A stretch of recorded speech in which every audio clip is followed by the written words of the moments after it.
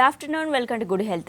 డయాబెటీస్తో బాధపడుతున్నారా? డయాబెటీస్ని ఎలా గుర్తించాలి, రాకుండా తీసుకోవాల్సినటువంటి జాగ్రత్తలేంటి, అలాగే హోమియోపతిలో ఎలాంటి ట్రీట్మెంట్ అందుబాటులో ఉందో తెలియజేయడానికి హోమియో కేర్ ఇంటర్నేషనల్ నుంచి డాక్టర్ స్వాతి గారు మనతో పాటు ఉన్నారు. వారిని అడిగి మరిన్ని విషయాలు తెలుసుకుందాం.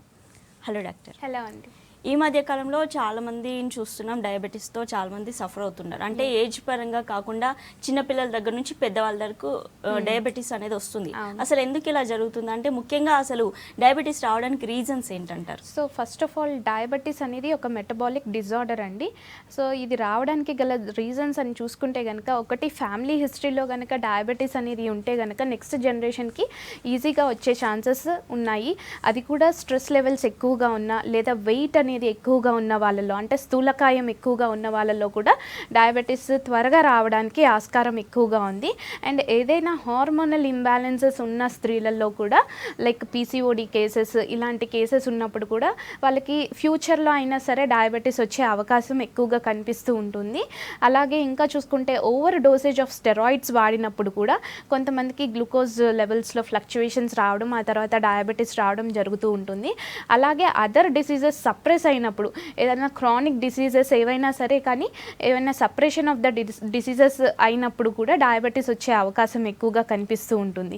So whatever it may be, కొంతమందికి శరీరంలో కొన్ని వ్యవస్థలు సక్రమంగా పనిచేయకపోవడం వల్ల ఏర్పడే వ్యాధి డయాబెటీస్ అంటాం.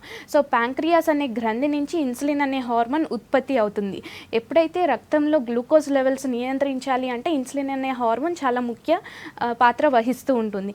ఎప్పుడైతే మనకి ప్యాంక్రియాస్ అనే గ్రంథి నుంచి ఇన్సులిన్ అనే హార్మోన్ పూర్తిగా ఉత్పత్తి అవ్వకపోయినా లేదా ఉత్పత్తి అయిన ఇన్సులిన్ అనే హార్మోన్ సరిగ్గా ఉపయోగించుకోకపోయినా శరీరంలో ఈ డయాబెటీస్ అదుపు తప్పుతుందన్నమాట. అంటే డయాబెటీస్ అంటే ఇందులో టైప్స్ ఉంటాయా? రైట్. సో డయాబెటీస్లో కూడా మనకి 2 టైప్స్గా గుర్తించవచ్చండి. ఒకటి టైప్ 1 డయాబెటీస్ అని, అండ్ ఇంకోటి వచ్చేసి type 2 diabetes. So type 1 diabetes వచ్చేసరికి insulin dependent diabetes, type 2 diabetes వచ్చేసి non insulin dependent diabetes. So ఈ 2 రకాలుగా మనం గుర్తించవచ్చు. ఓకే డాక్టర్, కాల్ తీసుకుందాం. హలో హలో నమస్తే అండి, సతీష్ గారు. మేడం నమస్కారం అండి. మాట్లాడండి, డాక్టర్ గారు ఉన్నారు, మీ ప్రాబ్లం ఏంటో చెప్పండి. Hello madam. హలో నమస్కారం అండి. నమస్తే అండి. నా పేరు సతీష్ అండి. నాకు 5 years అవుతుందండి. ఓకే. 5 years అవుతుంది. నాకు షుగర్ వచ్చిందండి. ఓకే. నేను షుగర్తో బాధపడుతున్నానండి. అయితే నాకు ఇంజెక్షన్స్ వాడుతున్నానండి. ఇంజెక్షన్కు బదులు టాబ్లెట్స్ ఏమైనా ఉంటాయండి? ఓకే. 5 years నుంచి అంటున్నారు. మీ ఏజ్ ఎంత అండి? నా ఏజ్ 23 అండి. 23 years. Okay okay. Insulin units వేసుకుంటున్నారు ఇప్పుడు నార్మల్గా అయితే? నార్మల్గా అయితే 20 యూనిట్స్ వేసుకుంటున్నాం అండి. Okay okay okay. Right right. So morning evening. Okay అండి. లెవెల్స్ ఎలా ఉన్నాయి ఇప్పుడు? కంట్రోల్లోనే ఉన్నాయా అండి? మేడం లెవెల్స్ ఎలా ఉన్నాయి ఇప్పుడు? కంట్రోల్గానే ఉన్నాయా? కొంచెం కంట్రోల్లో ఉంది మేడం, నార్మల్లో ఉంది, కానీ ఈ ఇంజెక్షన్ బదులు టాబ్లెట్స్ ఇస్తారేమోనని. Right right. So first thing అండి, మీకు ఇన్సులిన్ డిపెండెంట్ డయాబెటీస్ అంటే టైప్ 1 డయాబెటీస్, మీకు ఇప్పుడు ఏజ్ 23 అంటే మీకు 5 years బ్యాకే వచ్చింది అంటున్నారు. అంటే సపోజ్ మీ ఏజ్ టీనేజ్లో వచ్చింది మీకు డయాబెటీస్ అనేది. సో టైప్ 1 డయాబెటీస్లో జనరల్గా అయితే ఇన్సులిన్ డిపెండెంట్ అనేది ఉంటుంది. అంటే ఇన్సులిన్ మీద ఆధారపడాల్సిన అవసరం ఉంటుంది. బికాజ్ అక్కడ కాజ్ అనేది మనకి ఐదర్ అక్కడ ఇన్ఫెక్టివ్ ప్యాంక్రియాటైటిస్ అవ్వచ్చు లేదా ఆటో ఇమ్యూన్ డిసీజ్ అవ్వచ్చు. అంటే బీటా సెల్స్ అనేవి ఉంటాయి మనకి ప్యాంక్రియాస్లో కూడా. అవి పూర్తిగా నశించడం వల్ల అయినా సరే ఇన్సులిన్ అనే హార్మోన్ ఉత్పత్తి అవ్వకపోవచ్చు. లేదు ఇలాంటి ప్రాబ్లం ఏది లేదు, జస్ట్ ఇన్సులిన్ మీద మీన్స్ డిపెండ్ అవుతున్నారు అనుకుంటే కనుక సో ఆ ఇన్సులిన్ అనేది మనం తగ్గించుకోవచ్చు ఫస్ట్ థింగ్. ఆ తర్వాత టాబ్లెట్స్కి రావచ్చు. ఫస్ట్ కాజ్ అనేది ఏంటి అనేది మనం పూర్తిగా డీటెయిల్గా కేస్ హిస్టరీ తీసుకున్న తర్వాత మాత్రమే మనం అది టాబ్లెట్ కిందకి కన్వర్ట్ చేసుకోవచ్చా లేదా అనేది మనం హోమియోపతిక్ మెడిసిన్స్ ద్వారా కూడా, అంటే మీరు ఇన్సులిన్ వేసుకుంటూ హోమియోపతిక్ మెడిసిన్స్ వేసుకుంటే ఆ తర్వాత డోసేజెస్కి వచ్చే అవకాశం ఉంటుందండి. ఒకసారి వచ్చి కన్సల్ట్ అవ్వండి. ఓకే డాక్టర్, మీరు ఇందాక చెప్పారు ఇందులో డయాబెటీస్లో 2 types ఉంటాయి. అంటే వీటి సిమ్టమ్స్ ఏ విధంగా ఉంటాయి, అంటే ట్రీట్మెంట్ ఎప్పుడు కంటిన్యూ చేయాలి అవి? Right. First of all type 1 diabetes అంటే ఇన్సులిన్ డిపెండెంట్ డయాబెటీస్ అనుకున్నాం. అంటే ఇక్కడ ఏం జరుగుతుంది, ప్యాంక్రియాస్ అనే గ్రంథి నుంచి పూర్తిగా ఇన్సులిన్ అనే హార్మోన్ ఉత్పత్తి అవ్వకపోవడం జరుగుతుంది. Either it may be due to infective pancreatitis కావచ్చు, లేదా ఆటో ఇమ్యూన్ డిసీజ్ వల్ల అవ్వచ్చు. సో బీటా సెల్స్ అనేవి పూర్తిగా నశించడం వల్ల ప్యాంక్రియాస్ గ్రంథిలో ఈ ఇన్సులిన్ ఉత్పత్తి అవ్వకపోవచ్చు, లేదా కార్బోహైడ్రేట్ మెటబాలిజం అనేది దెబ్బతినవచ్చు. సో ఇవన్నీ కూడా కాజెస్ అని చెప్పుకోవచ్చు. సో సిమ్టమ్స్ వైజ్ చూసుకుంటే కనుక వీళ్ళలో ఆకలి ఎక్కువగా ఉంటుంది, దాహం ఎక్కువగా ఉంటుంది, అలాగే మూత్రం కూడా ఎక్కువగా వెళ్ళాల్సిన పరిస్థితి ఉంటుంది, బరువు కోల్పోతూ ఉంటారు, దృష్టి లోపాలు వస్తూ ఉంటాయి, అలాగే నీరసం కూడా ఎక్కువగా కనిపిస్తుంది. అంటే వీక్నెస్ అనేది చాలా త్వరగా గమనిస్తూ ఉంటాము, షివరింగ్ కూడా ఎక్కువగా వస్తుంటుంది. అదే టైప్ 2 డయాబెటీస్ అనేది ఇది నాన్ ఇన్సులిన్ డిపెండెంట్ డయాబెటీస్ అంటే ఇన్సులిన్ అవసరం పడకపోవచ్చు, ఓన్లీ ట్యాబ్లెట్స్ యూసేజ్తో కానివ్వండి, లేదా డైట్ పరంగా అయినా సరే కొంతమంది కంట్రోల్ చేసుకునే విధంగా ఉంటుందన్నమాట టైప్ 2 డయాబెటీస్. టైప్ 2 డయాబెటీస్ జనరల్గా ఒక ఏజ్ వచ్చిన తర్వాత వస్తూ ఉంటుంది. అంటే 40 years తర్వాత వచ్చే వాళ్ళకి మనం టైప్ 2 డయాబెటీస్ అంటాము. అండ్ ఇది కూడా ఎందువల్ల వస్తుంది, ఎక్కువగా స్ట్రెస్ లెవెల్స్ ఉన్న వాళ్ళలో, లేదా ఆందోళన ఎక్కువగా పడుతున్న వాళ్ళలో, లేదా ఫ్యామిలీ హిస్టరీ ఉంటే కనుక టైప్ 2 డయాబెటీస్ ఈజీగా వచ్చే అవకాశం ఉంటుంది. సో ఇవన్నీ కూడా రీజన్స్ అన్నమాట. ఒక డాక్టర్ కాల్ తీసుకుందాం. హలో హలో మేడం, నమస్తే అండి. నమస్తే అండి రవి గారు, మీ డాక్టర్ ప్రాబ్లం నమస్తే చెప్పండి మేడం. డాక్టర్ గారితో. హలో మేడం, నమస్తే అండి. నమస్తే అండి. మేడం, నేను ఒక 5 years నుంచి మన ఫార్మోనైడ్ ఆస్తమా కొరకు ఫార్మోనైడ్ రోటా క్యాప్స్ వాడుతున్నానండి. ఓకే. లేటెస్ట్ గా ఒక 15 days బ్యాక్ డయాబెటిక్ వచ్చిందండి. నేను టెస్ట్ Okay. చేసుకుంటే 450, 425 అయి ఉంది. ఓకే. తర్వాత ఒక 1 week తర్వాత లేటెస్ట్ గా నిన్న చేయించుకుంటే 196 వచ్చిందండి. ఓకే. అయితే ఇది టాబ్లెట్ ఇస్తున్నారు, ఉదయం ఒక టాబ్లెట్, నైట్ ఒక హాఫ్ వేసుకోమన్నారు డాక్టర్ గారు. ఓకే. పూర్తిగా టాబ్లెట్ లేకుండా ఈ డైట్ తో ఏమైనా కంట్రోల్ అవుతుందా, అట్లాంటి ఛాన్సెస్ ఏమైనా ఉన్నాయా మేడం? రైట్ అండి. సో మీకు ఇప్పుడే వచ్చింది అంటున్నారు కాబట్టి, రీసెంట్గా డయాబెటీస్ అనేది డయాగ్నోస్ చేశారు కాబట్టి, డెఫినెట్గా మీరు యూస్ చేసే ట్యాబ్లెట్ ఏదైతే ఉంటుందో, అంటే పొద్దున్న full tablet, night half tablet అంటున్నారు, దీంతో ఎంత కంట్రోల్గా ఉంది లెవెల్స్ అనేవి చూసుకుని మన మెడిసిన్స్ కూడా ఇచ్చినప్పుడు డెఫినెట్గా ఆ డోసేజ్ అనేది ట్యాపర్ చేసుకుంటూ రావడం జరుగుతుంది.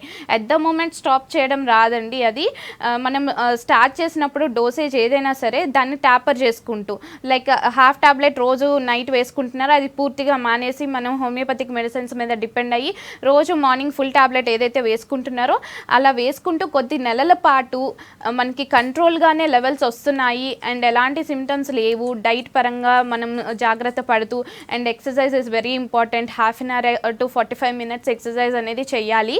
సో ఇవన్నీ చేస్తూ హోమియోపతిక్ మెడిసిన్స్ కూడా వాడుతున్నట్లయితే డెఫినెట్గా కంట్రోల్కి వస్తే కనుక యూస్ చేసే ట్యాబ్లెట్ కూడా మనం జీరో చేసే అవకాశం ఉంటుందండి. But it takes time. ఒక డాక్టర్, అసలు షుగర్ లెవెల్ ఎంతో ఉంటే కంట్రోల్లో ఉన్నట్టు, అసలు ఎలా కంట్రోల్ చేసుకోవాలి? సో ఫస్ట్ థింగ్ మనకి షుగర్ లెవెల్స్ అండ్ రక్తంలో బ్లడ్ గ్లూకోజ్ లెవెల్స్ అనేవి టెస్ట్ చేయించుకోవాలి అన్నప్పుడు ఎఫ్బిఎస్ అంటే ఫాస్టింగ్ బ్లడ్ షుగర్ లెవెల్స్, అలాగే PLBS post lunch blood sugar levels. ఎప్పుడైనా సరే ఫాస్టింగ్ అంటే తినకముందు ఏమీ తినకుండా ఫస్ట్ బ్లడ్ శాంపిల్ ఇవ్వాలి. ఆ తర్వాత తిన్న తర్వాత ఏదైనా తిన్న 1.5 hour తర్వాత మళ్ళీ టెస్ట్కి వెళ్ళినప్పుడు దాన్ని పిఎల్బిఎస్ అంటాము. సో ఈ 2 టెస్టుల్లో ఎప్పుడైనా ఫ్లక్చువేషన్స్ వస్తే కనుక డెఫినెట్గా మళ్ళీ ఒక్కసారి రిపీట్ చేశాక కన్ఫర్మ్ చేసుకోవచ్చు.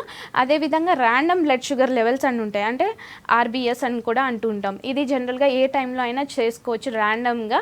సో ఈ లెవెల్స్ కూడా మనకి 160 లోపల ఉండాలి. సో అలా ఉంటే నార్మల్ ఉన్నట్టు. అండ్ హెచ్బిఏవన్సీ అనే టెస్ట్ ఉంటుంది. హెచ్బిఏవన్సీ అనే టెస్ట్ మనకి జనరల్గా 3 months యావరేజ్ గ్లూకోజ్ లెవెల్స్ బాడీలో ఎలా ఉన్నాయి, అంటే వాళ్ళకి ప్రీ డయాబెటిక్ స్టేజ్లో ఉన్నారా లేదా డయాబెటిక్ స్టేజ్లో గుడ్ కంట్రోల్లో ఉన్నారా అనేది కూడా మనకి అర్థమవుతుంది. ఓకే డాక్టర్, నెక్స్ట్ కాలర్ ఉన్నారు. హలో హలో, నమస్తే అండి. నమస్తే మేడం. డాక్టర్ గారు ఉన్నారు, మీ ప్రాబ్లం ఏంటో చెప్పండి. మేడం, నాకు ఫస్ట్ 2 years అవుతుంది మేడం వచ్చి. ఓకే. అయితే నాకు కంట్రోల్ కావట్లేదు మేడం డయాబెటిస్. ఓకే. ఫస్ట్ మీరు చూసుకోలేదు, 475 దాకా ఉంది. ఓకే. అయితే ఇన్సులిన్ ఇచ్చారు. ఓకే. ఇన్సులిన్ మళ్ళీ ఈ మధ్య బాగా డౌన్ అయిపోయి ఒకసారి దాని వచ్చి పడిపోతే మించిన ఆపేసి మళ్ళీ టాబ్లెట్స్ ఇచ్చారు మేడం ఓకే. 2 పూటలకి. ఓకే అండి. అయితే బాగా వీక్ గా ఉండి నరాలన్నీ లాగేసినట్టుగా, కాలు పీకినట్టుగా, ఓకే. కాటికాళ్ళు మంటలు, మ్మ్. బాగా నీరసంగా ఉంటాం, మ్మ్. హుషారుగా ఉంటుంది. ఓకే, మీ ఏజ్ ఎంత సార్?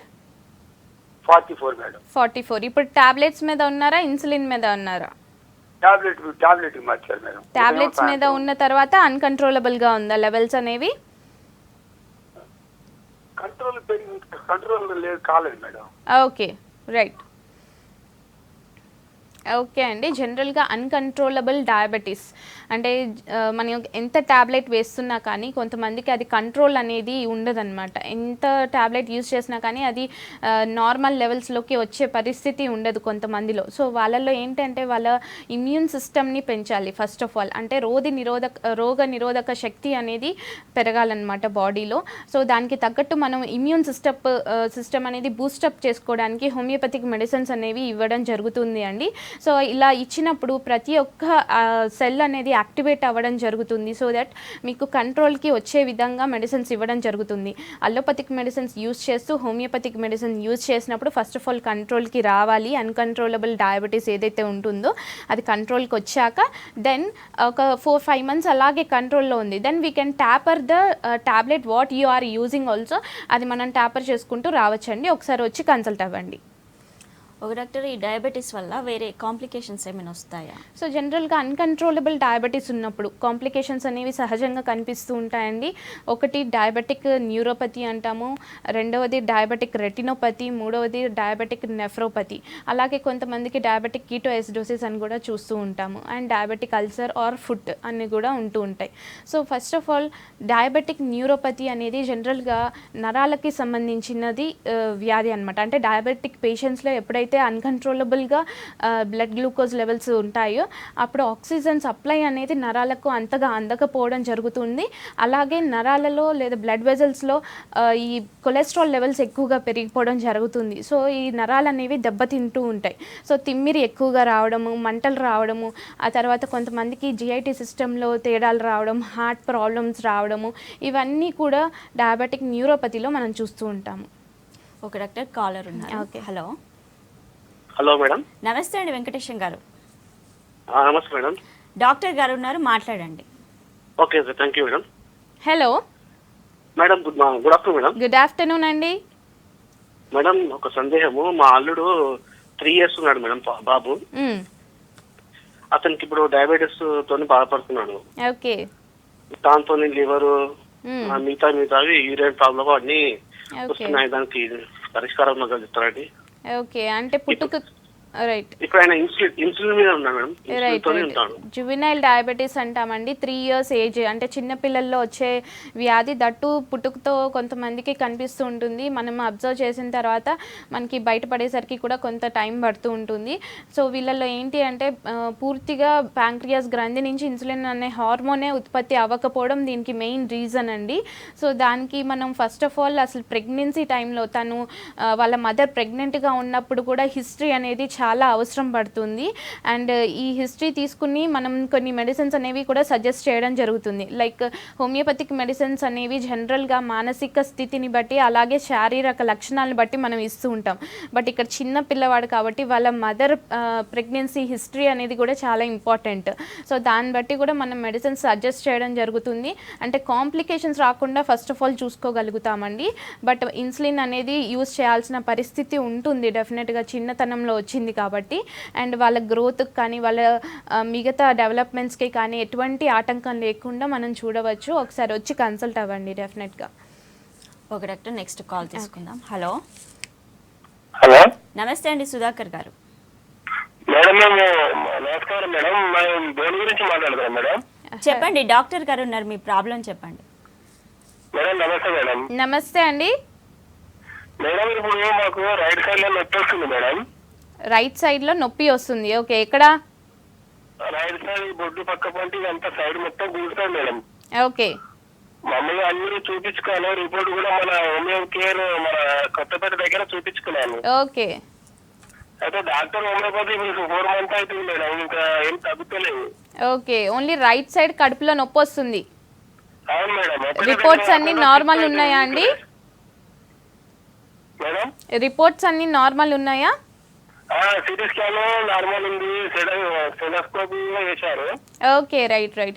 సో నార్మల్ ఉన్నప్పుడు రిపోర్ట్స్ మీరు భయపడాల్సింది ఏమీ లేదండి. జనరల్గా కొంతమందికి సైకోసోమాటిక్ డిజార్డర్స్ అని కూడా ఉంటాం, అంటే రిపోర్ట్స్ నార్మల్ వచ్చినా కానీ కొంతమందికి నొప్పి అనేది అలా ఉంటుంది, ఆ భ్రాంతిలో ఉంటూ ఉంటారు. ఫస్ట్ ఆఫ్ ఆల్ మీరు రెగ్యులర్గా ఎక్సర్సైజ్ అనేది చేయండి అండ్ మెడిటేషన్ చేయండి, కొంచెం స్ట్రెస్ లెవెల్స్ అనేవి తగ్గించుకోండి అండ్ డైట్ పరంగా కూడా time to time food intake అనేది తీసుకోండి ఖచ్చితంగా.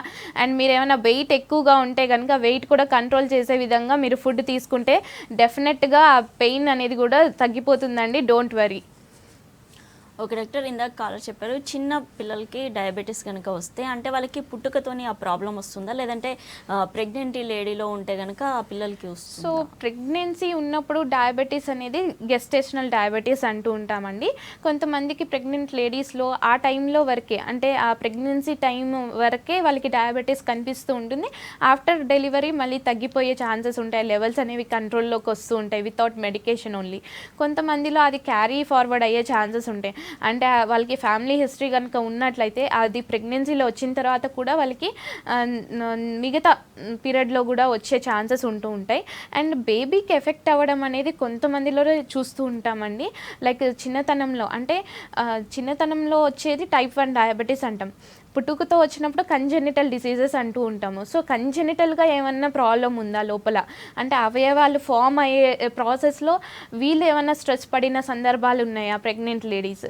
సో అలాంటప్పుడు కూడా అవయవాలు సరిగ్గా ఫామ్ అవ్వకపోవడం, ఆ తర్వాత ఉత్పత్తి సరిగ్గా లేకపోవడం, ఇవన్నీ జరుగుతూ ఉంటాయి. సో ఇవన్నీ కూడా డీటెయిల్ హిస్టరీ అనేది తీసుకోవాలి పేషెంట్ దగ్గర నుంచి. ప్రతి ఒక్కటి మనం కన్సిడర్ చేసి వాళ్ళకి ఖచ్చితంగా ఈ కేసు అనేది డీటెయిల్గా తీసుకున్న తర్వాత డయాగ్నోసిస్ కరెక్ట్గా వచ్చిన తర్వాత మనం ట్రీట్మెంట్ స్టార్ట్ చేస్తే డెఫినెట్గా వాళ్ళకి ఇంప్రూవ్మెంట్ అనేది ఉంటుంది. ఓకే అండి, అసలు డయాబెటీస్కి హోమియోపతిలో ట్రీట్మెంట్ ఏ విధంగా ఉంటుంది? సో డయాబెటీస్కి హోమియోపతిక్ మెడిసిన్స్ అనేవి జనరల్గా ఫస్ట్ థింగ్ కొంతమందికి అన్కంట్రోలబుల్గా ఉండొచ్చు, లేదా కొంతమంది ఇన్సులిన్ మీద ఆధారపడవచ్చు, లేదా కొంతమంది ఓన్లీ ట్యాబ్లెట్స్ మీద ఆధారపడుతూ ఉంటారు, కొంతమంది విత్ ఓన్లీ డైట్ తోటి మెయింటైన్ చేస్తూ ఉంటారు. So whatever the case it may be and age of the patient, మనం కన్సిడర్ చేసేది కాజ్ అనేది ఇంపార్టెంట్గా తీసుకోవాల్సిన అవసరం ఉంటుంది. సో హోమియోపతిక్ మెడిసిన్స్ అనేవి కాన్స్టిట్యూషనల్ వేలో కనుక ఇచ్చినట్లయితే డెఫినెట్గా అన్కంట్రోలబుల్ డయాబెటీస్ ఉంటే కంట్రోలబుల్కి వస్తుంది. అండ్ వాళ్ళు యూస్ చేసే ట్యాబ్లెట్ ఏదైతే ఉంటుందో వాళ్ళని ట్యాపర్ చేసుకుంటూ రావచ్చు. అండ్ కొంతమందికి ఓన్లీ డైట్ పరంగా కూడా సజెస్ట్ చేస్తూ ఉంటాం, వాళ్ళకు కూడా కంట్రోల్గా ఉంటూ ఉంటాయి. అట్ ద సేమ్ టైం కొంతమందికి ప్రివెంటివ్గా కూడా, అంటే ఏదైనా లాంగ్ రన్ డిసీజెస్ ఉన్నప్పుడు, అవి సప్రెస్ అయినప్పుడు, లాంగ్ రన్లో ఉన్నప్పుడు, క్రానిక్ డిసీజెస్ ఏవైనా సరే వాళ్ళకి సప్రెస్ అయితే కనుక డయాబెటీస్ వచ్చే ఛాన్సెస్ ఉంటాయి. కాబట్టి ప్రివెంటివ్గా కూడా ట్రీట్మెంట్ అనేది మనం ఇవ్వడానికి ఆస్కారం ఉంటుంది. ఒక డాక్టర్ కాల్ తీసుకుందాం. హలో హలో, నమస్తే అండి. నమస్తే మేడం. డాక్టర్ ఉన్నారు, మాట్లాడండి. హలో హలో హలో చెప్పండి అండి. నేను శ్రీపురం నుంచి అండి, బాబు అండి. నాకు వాళ్ళకి ఒక 1వ తారీఖు నుంచి అండి, వాళ్ళకి 5-6 రోజు నుంచి అండి, మొన్న చూపించుకుంటే ఉందన్నారు. ఓకే, షుగర్ లెవెల్స్ ఏముందంటే మామూలుగా 300 ఉందండి, మామూలుగా తినక ముందు. తిన్నాకేమో 450 ఉందండి. ఓకే, నాకేమో మామూలుగా కాళ్ళు తిమ్మిలుగా ఉన్నాయి. నాకేమో ఏజ్ 43 ఇయర్స్. ఓకే ఓకే అండి. పిల్లలు ఆడుతున్నామండి. ఓకే, స్టార్ట్ చేశారా అండి టాబ్లెట్ కోర్సెస్? స్టార్ట్ చేశానండి. ఓకే, డైట్ పరంగా కూడా కొంచెం రెస్ట్రిక్ట్ చేయాల్సిన అవసరం ఉంటుంది. మీకు ఇప్పుడే రీసెంట్గా వచ్చింది కాబట్టి డెఫినెట్గా కంట్రోల్ చేసుకోవచ్చండి, భయపడాల్సింది లేదు. కాకపోతే ఫాస్టింగ్ లెవెల్స్ అనేవి 350 అనేది చాలా ఎక్కువ. జనరల్గా 70 to 110 లోపల ఉండాల్సింది మీకు 350 ప్లస్ ఉంది అని చెప్తున్నారు. అలాగే PLBS కూడా 450 ప్లస్ ఉంది. జనరల్గా అది 140, 160 లోపల ఉండాలి, 450 ప్లస్ ఉంది. సో చాలా ఎక్కువగానే ఉన్నట్టు లెక్క. మీరు రోజు కనీసం 30 minutes minutes to 45 minutes walking చేయాలి. అలాగే డైట్ పరంగా షుగర్స్ లేదా ఆర్టిఫిషియల్ స్వీట్నెస్ అవి ఏవైతే ఉంటాయో బేకరీ ఐటమ్స్ ఇట్లాంటివి కూడా అవాయిడ్ చేయాలి. అండ్ నైట్ టైం కూడా రైస్ అనేది పూర్తిగా అవాయిడ్ చేసి ఓన్లీ రోటీస్ అలాంటివి తీసుకుంటే చాలా హెల్ప్ఫుల్గా ఉంటుంది. అట్ ద సేమ్ టైం మీరు యూస్ చేసే ట్యాబ్లెట్ కూడా దాంతోపాటు హోమియోపతిక్ మెడిసిన్స్ యూస్ చేస్తే మీరు ఆ ట్యాబ్లెట్ డోసేజ్ కూడా త్వరగా తగ్గించుకునే అవకాశం ఉంటుంది. ఒకసారి వచ్చి కన్సల్ట్ అవ్వండి. ఒక డాక్టర్ కాలర్ ఉన్నారు బెంగళూరు ఓకే. నుంచి. హలో హలో, నమస్తే అండి. నేను బెంగళూరు నుంచి మాట్లాడుతున్నానండి. ఓకే అండి, డాక్టర్ గారు ఉన్నారు, మాట్లాడండి. హలో హలో, హలో చెప్పండి అండి. డాక్టర్ గారు అండి. అవునండి చెప్పండి. మా మిసెస్ కు 30 సంవత్సరాల నుంచి డయాబెటీస్ ఉందండి. Okay. That is steroid induced diabetes. Yeah. Okay. She is taking 10 mg steroid every day. Okay. For And what she is maintenance taking the steroid? Steroids yeah. A disease కోసం తీసుకుంటున్నారండి steroid? 30 సంవత్సరాల నుంచి. Okay చెప్పండి. ఇప్పుడు ఏమైతుందంటే she is taking both tablets and insulin. Okay. ఇప్పుడు night times sudden గా drop అయిపోతుంది. Morning చూసుకుంటే 50, 60 అట్లా ఉంటుంది. ఓకే. ఓకే. సడన్ గా డ్రాప్ అయిపోతుంది. రైట్. సో స్టెరాయిడ్స్ దేనికి వాడేవాళ్ళండి ఇంతకు ముందు పాలిమయోసైటిస్ అండి? Polymyositis. Okay fine right. So steroids వల్ల నేను ఇందాక చెప్పినట్లు కాజెస్లో ఓవర్ డోసేజ్ ఆఫ్ స్టెరాయిడ్స్ వల్ల కూడా చాలామందికి బ్లడ్ గ్లూకోజ్ లెవెల్స్లో ఫ్లక్చువేషన్స్ రావడం గమనిస్తూ ఉంటాం. సో దట్ మళ్ళీ బ్లడ్ గ్లూకోజ్ లెవెల్స్కి మెడిసిన్స్ ఇవ్వడం అనేది జరుగుతూ ఉంటుందండి. అంటే ఇవి కంట్రోల్ చేయడానికి. సో ఆ డోసేజ్ అనేది కొంచెం కరెక్ట్గా లేకపోయినా సరే వాళ్ళు హైపోగ్లైసెమిక్ కండిషన్కి వెళ్ళిపోతూ ఉంటారు. అంటే గ్లూకోజ్ లెవెల్స్ పూర్తిగా డ్రాప్ అయిపోయి షివరింగ్ రావడం, నీరసం రావడం, కళ్ళు తిరిగి పడిపోవడము అట్లాంటివన్నీ జరుగుతూ ఉంటాయి. సో కొంచెం స్టాండర్డ్ లెవెల్స్ ఆఫ్ డోసేజెస్ వాడితే డెఫినెట్గా ఆ డ్రాపింగ్ అనేది ఉండదండి. కొంచెం మళ్ళీ డాక్టర్ అడ్వైస్ మేరకు మీరు కొంచెం ఆ లెవెల్స్ అనేవి కంట్రోల్ చేసుకుంటూ ఉంటే మీకు ఉపయోగకరంగా ఉంటుంది. లేదు హోమియోపతిక్ మెడిసిన్స్ యూస్ చేస్తూ ఉంటే కనుక డెఫినెట్గా ఆ లెవెల్స్ని మనం కంట్రోల్ చేస్తూ ఆ డోసేజెస్ కూడా కరెక్ట్ డోసేజ్ యూస్ చేసే విధంగా చేయవచ్చు. ఒక డాక్టర్ కాలర్ ఉన్నారు. హలో मेरा क्या హలో म्यूट में रखे अभी. నమస్తే అండి సయ్యద్ గారు. నమస్తే మేడం, నా పేరు సయ్యద్ అహ్మద్. ఓకే అండి, డాక్టర్ గారు ఉన్నారు, మాట్లాడండి. నమస్తే మేడం. నమస్తే అండి. నా పేరు సయ్యద్ అహ్మద్ మేడం, నేను ఖమ్మం నుంచి మాట్లాడుతున్నా. ఓకే చెప్పండి. అదే 2 years బ్యాక్ నాకు షుగర్ అటాక్ అయింది మేడం. నా Okay. వెయిట్ వచ్చేసి అప్పట్లో 84 ఉండే. ఓకే. 84 ఉంటే ఈ షుగర్ అటాక్ అయింది. ఆటోమేటిక్లీ 14 kgs తగ్గిన, 68 కి వచ్చిన. ఓకే. వస్తే చూపించుకుంటే షుగర్ 356 ఉంది మేడం. ఓకే. అయితే ఇప్పుడు మళ్ళీ ఒక్కోసారి తగ్గుకుంటూ వచ్చింది. మ్మ్. ఎప్పుడైతే మళ్ళీ కంట్రోల్లోకి వచ్చిందో మళ్ళీ వెయిట్ అనేది పెరిగిన. మ్మ్. అయితే మేడం ఇప్పుడు మళ్ళీ వెయిట్ పెరిగినా షుగర్ ఏమో ఒక నెలలో కంట్రోల్లో, పూర్తి కంట్రోల్లో ఉంటుంది. ఒక నెలలో అసలు 250, 300 ఉంటుంది madam. Okay. Okay. Okay. Tablets అయితే రెగ్యులర్ గా వాడుతూనే ఉన్నాం. Okay right. సో కొంతమందికి షుగర్ లెవెల్స్ అనేవి కూడా ఒకే టాబ్లెట్ వాడుతున్నప్పుడు ఫ్లక్చువేషన్స్ ఉంటూ ఉంటుంది. అంటే ఒక టాబ్లెట్ మీద ఆధారపడినప్పుడు ఈ నెలలో బాగుంటుంది, నెక్స్ట్ నెలలో మళ్ళీ ఎక్కువ అయిపోతుంది అని కూడా కంప్లైంట్ చేస్తుంటారు. It depends upon your stress levels definitely.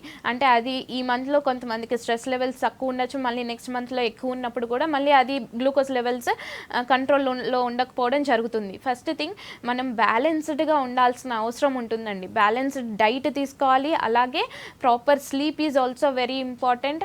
And that to diabetic patients ఉన్నప్పుడు డెఫినెట్గా వాళ్ళు తీసుకునే డైట్లో ఎక్కువగా రైస్ ఐటమ్ అనేది తీసుకోకపోవడం మంచిది.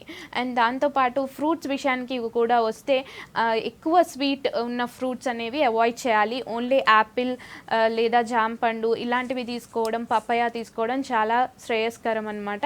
అండ్ దట్టు కొంతమందికి లైక్ నైట్ టైమ్స్ కూడా రైస్ తినకపోతే మా వల్ల కాదండి అని చెప్తూ ఉంటారు. సో అలా కాకుండా వాళ్ళు డైట్ పరంగా కొంచెం జాగ్రత్త పడితే డెఫినెట్గా లెవెల్స్ అనేవి కంట్రోల్కి వస్తూ, and regular exercise is also very important అండి. ఆ ఎక్సర్సైజ్ కంటిన్యూ చేస్తే కనుక వీళ్ళకి లెవెల్స్ కంట్రోల్లో ఉంటూ మళ్ళీ మనకి ఎటువంటి కాంప్లికేషన్స్ రాకుండా, అంటే డయాబెటిక్ రెటినోపతి అని, న్యూరోపతి అని, నెఫ్రోపతి అని చెప్పుకున్నాం. సో ఇటువంటి కాంప్లికేషన్స్కి వెళ్ళకుండా జాగ్రత్త పడవచ్చు. ఒక డాక్టర్ కాల్ తీసుకుందాం. ఓకే. హలో. హలో, నమస్తే మేడం. నమస్తే అండి రవి గారు. నేను ఆదిలాబాద్ జిల్లా మందమా నుంచి మాట్లాడుతున్నాను మేడం. ఓకే అండి, డాక్టర్ గారు ఉన్నారు, మీ ప్రాబ్లం ఏంటో చెప్పండి. మేడం నమస్కారం అండి. నమస్తే అండి. మేడం నాకు ఒక 2 years అవుతుంది మేడం షుగర్ అటాక్ అయ్యి. ఓకే. షుగర్ అటాక్ అయితే నేను హోమియోపతి హాస్పిటల్ మంచి కర్నార్ వెళ్ళానండి, కర్నార్ బ్రాంచ్ కి. ఓకే. వాళ్ళు 2 years కోర్స్ తీసుకోవాలంటారు మేడం. ఓకే. 2 years కోర్స్ తీసుకోమంటారు, ఒకటేసారి పేమెంట్ కట్టమంటారు మేడం.